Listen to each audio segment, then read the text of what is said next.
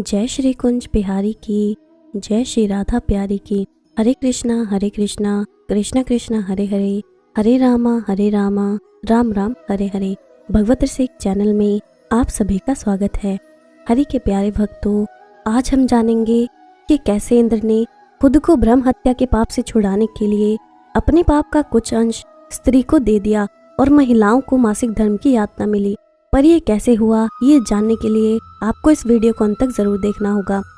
और अगर आप भी ये जानना चाहते हैं तो इस वीडियो को अंत तक जरूर देखिएगा। मगर उससे पहले अगर आपने अभी तक इस चैनल को सब्सक्राइब नहीं किया है तो जल्दी से इस चैनल को सब्सक्राइब कीजिए, ताकि नई वीडियो अपलोड होते ही आपके पास उसकी नोटिफिकेशन आ जाए और आप सबसे पहले उस वीडियो को देख सको। तो चलिए जानते हैं कि इंद्र के पाप की वजह से महिलाओं को मासिक धर्म की यातना क्यों मिली। महिलाओं को हर महीने पीरियड्स यानी मासिक धर्म से गुजरना पड़ता है।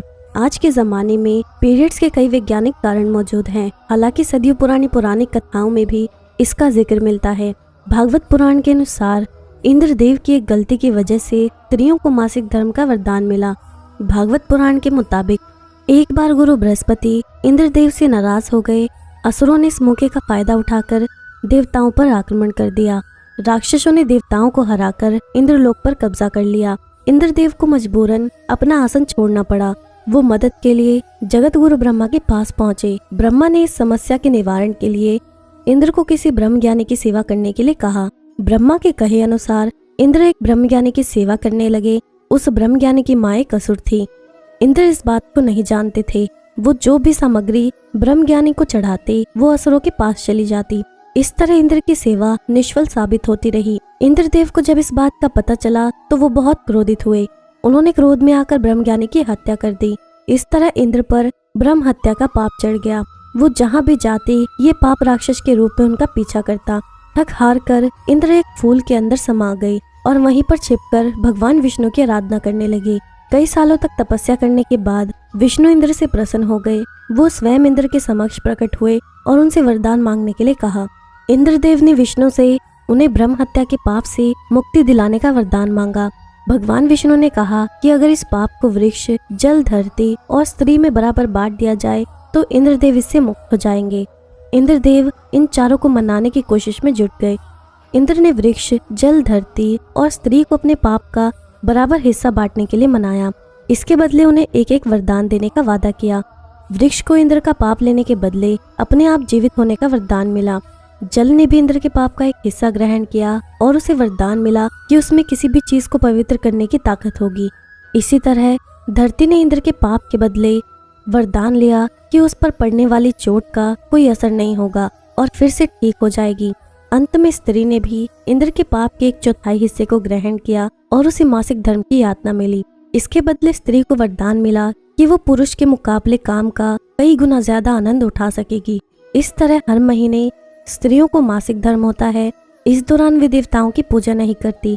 हालांकि ये पौराणिक कथा है। मासिक धर्म का विज्ञान पहलू अलग है। विज्ञान में पीरियड्स को एक सामान्य जैविक प्रक्रिया माना जाता है जो महिलाओं को गर्भ धारण करने के लिए तैयार करती है और इससे महिलाएं शारीरिक रूप से स्वस्थ रहती हैं। तो चलिए जानते हैं कि श्री कृष्ण को इस स्थान पर किस नाम से बुलाया जाता है। भगवान श्री कृष्ण को अलग अलग स्थानों में अलग अलग नामों से जाना जाता है। उत्तर प्रदेश में कृष्ण या गोपाल गोविंद इन नामों से जानते हैं। राजस्थान में श्री नाथ जी या ठाकुर जी के नाम से जानते हैं। महाराष्ट्र में विट्ठल के नाम से भगवान को जानते हैं। उड़ीसा में जगन्नाथ के नाम से जाने जाते हैं। बंगाल में गोपाल जी के नाम से, दक्षिण भारत में वेंकटेश या गोविंदा के नाम से जाने जाते हैं। गुजरात में द्वारिकाधीश के नाम से जाने जाते हैं।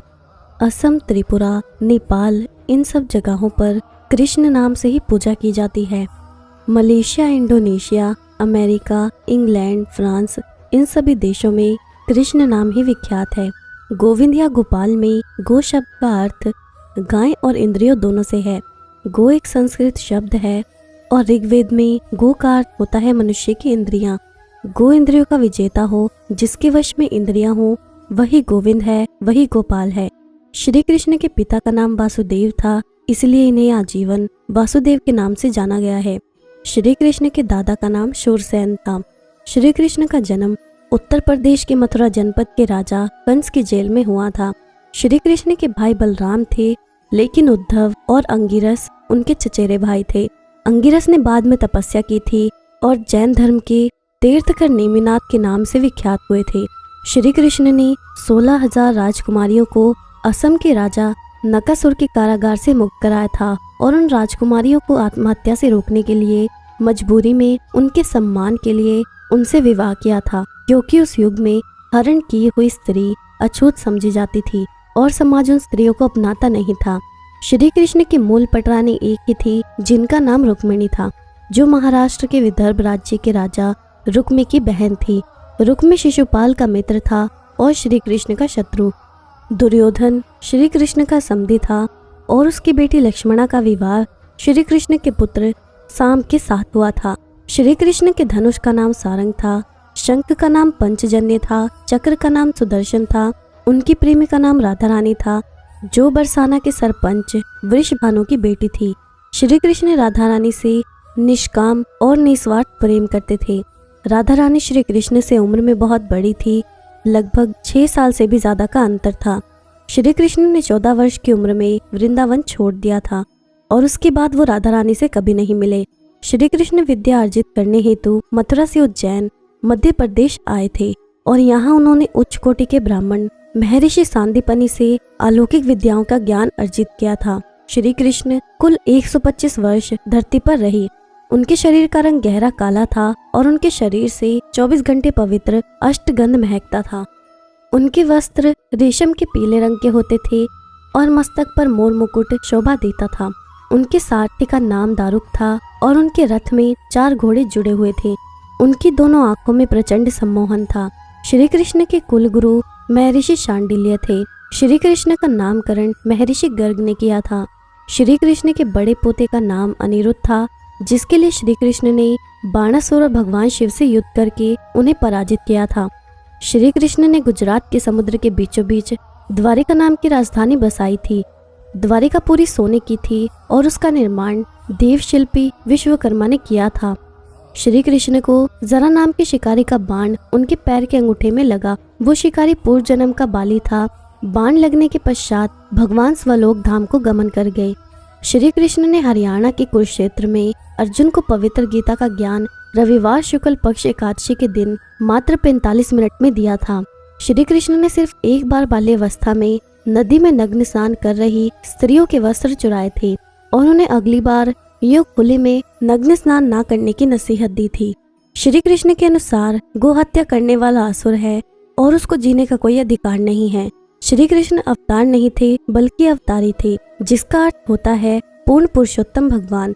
ना ही उनका जन्म साधारण मनुष्य की तरह हुआ था और ना ही उनकी मृत्यु हुई थी।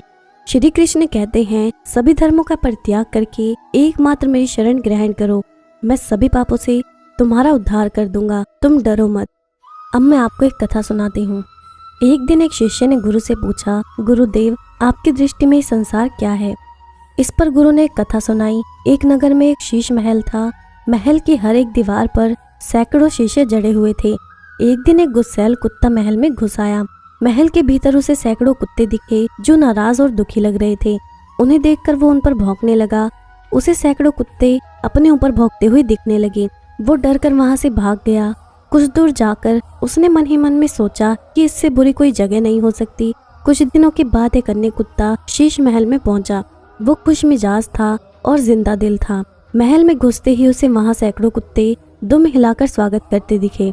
उसका आत्मविश्वास बढ़ा और उसने खुश होकर सामने देखा तो उसे सैकड़ों कुत्ते खुशी जताते हुए नजर आए। उसकी खुशी का ठिकाना ना रहा। वो जब महल से बाहर आया तो उसने महल को दुनिया का सर्वश्रेष्ठ स्थान और वहाँ के अनुभव को अपने जीवन का सबसे बढ़िया अनुभव माना। वहाँ फिर से आने के संकल्प के साथ वो वहाँ से रवाना हुआ। कथा समाप्त कर गुरु ने शिष्य से कहा, संसार भी ऐसा ही शीश महल है, जिसमें व्यक्ति अपने विचारों के अनुरूप ही प्रतिक्रिया करता है। जो लोग संसार को आनंद का बाजार मानते हैं, वो यहाँ से हर प्रकार के सुख और आनंद के अनुभव लेकर जाते हैं। जो लोग इसे दुखों का कारागार समझते हैं, उनकी झोली में दुख और कटुता के सिवाय कुछ नहीं बचता। इसलिए हमें हर स्थिति में अच्छाई ही ढूंढनी चाहिए। जितना हम अच्छा सोचेंगे, उतना ही हमारे साथ अच्छा होगा। अगर आपको ये वीडियो अच्छी लगी हो तो इस वीडियो को लाइक ज़रूर करिएगा और जितना हो सके उतना शेयर करिएगा ताकि अन्य भक्तों तक भी वीडियो पहुंच सके। और आप मुझे मेरे इंस्टाग्राम और फेसबुक पर भी फॉलो कर सकते हैं, जिसका लिंक आपको नीचे डिस्क्रिप्शन में मिल जाएगा। अब मैं आपसे विदा लेती हूँ। जय श्री कुंज बिहारी की, जय श्री राधा प्यारी की।